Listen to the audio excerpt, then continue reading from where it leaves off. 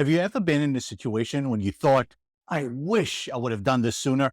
Hi, I'm Joe Yeager, certified instructor and founder of Executive Gun, where safe and responsible gun ownership begins.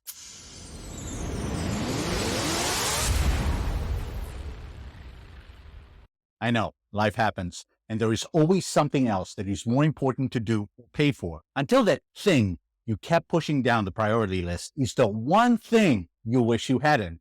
Like the retirement plan you keep pushing off because driving a BMW is more important, or not showing up to your kid's recital because staying late at work and making more money is more important. Or perhaps when you become a victim of a violent crime and wished at that moment you would have taken those karate or firearm classes you were planning to take. Can you relate? I certainly can. The most common reason I hear from students for learning to become safe and responsible gun owners is that they don't feel particularly safe these days. They want to protect themselves and their families. When I ask them how long they've been thinking about doing it, most say for years. Why? For the very reasons I just mentioned. 2020 changed all that. Safety isn't as black and white anymore. I was no different. I didn't think I needed a gun. I didn't think I'd become a victim, let alone twice. I always had something more important to do or pay for. I didn't need the extra expense.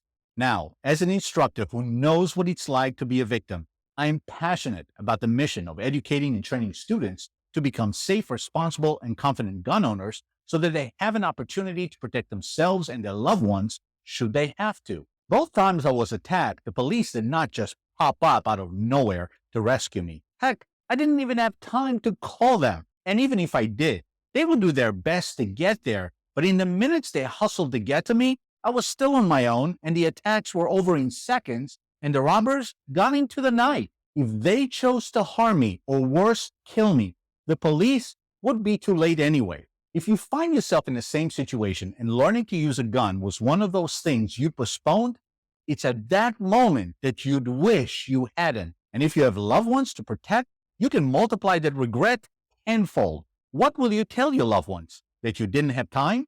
That you didn't have money?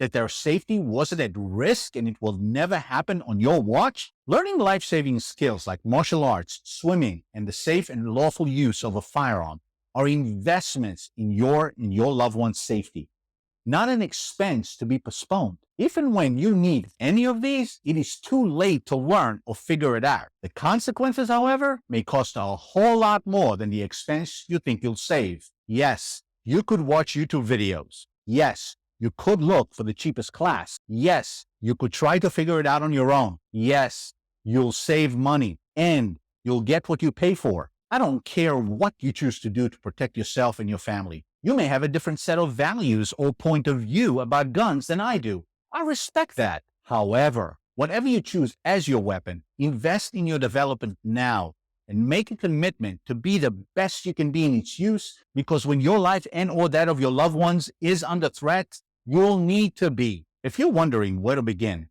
let me share how I approach self-defense. There is defense inside and outside the home. Some of my students want to have a gun at home only. They're comfortable with the idea of using a gun in the event of a home invasion, often because there are less variables than using a gun out in public. For example, innocent bystanders, larger crowds, and some different laws. To them, I suggest investing in a good home defense gun or guns, securing their homes with cameras, sensor lights, and alarms, and having a home defense protocol the whole family is on board with and ready to implement. It doesn't have to be expensive or complicated. There is a way to do that on almost any budget and in little time. When outside the home, carrying one or more of pepper spray, a flashlight, a tactical pen, or a stun gun, for example. These options can be effective and should be carried even if you carry a firearm everywhere. They should be used first, if at all possible. A gun should only be used as a last resort. The goal is to create space and time to hopefully escape the attack without causing lasting harm and greater legal consequences, and most times, these tools suffice. Beware, these tools are only effective in close proximity to an attacker, and likely against only one. So if you bring those to a gunfight or there are multiple attackers, you may be out of luck. Now, if you do choose to carry concealed or open in public, whether constitutional or permitless carry is allowed in your state or not, get your concealed carry permit regardless. I'm not versed in every single state's carry laws, But in most cases, having a permit has several advantages that non-permit holders don't enjoy. I will not go into all of these here, but if you'd like me to make a video on what these advantages are, please leave a comment below. If you intend to carry, then my recommendation is to carry 100% of the time you're legally allowed. Please don't say that you'll carry when you think you'll need it, because there is no way you'll know when that is. You will not get a notification on your phone or a note with your morning paper that you'll be attacked and will need your gun at a specific location and time. Just carry it and be well trained to use it lawfully, regardless of the mode of protection you choose to use, especially outside your home. Situational awareness is your first line of defense. Being aware of your surroundings and exuding confidence is a powerful deterrent for criminals. We can be excused for putting off a lot of things, such as going on vacation, skipping a meal, doing house chores, or changing the toner cartridge for our printer, none of which are life-threatening or regrettable. But, in my professionally yet humble opinion, putting off investing in your safety and that of your loved ones may very likely be. If you enjoyed this video, please smash that like button, subscribe to the channel, and watch the next video right here. Train hard, often, and safely, and I'll see you at the range.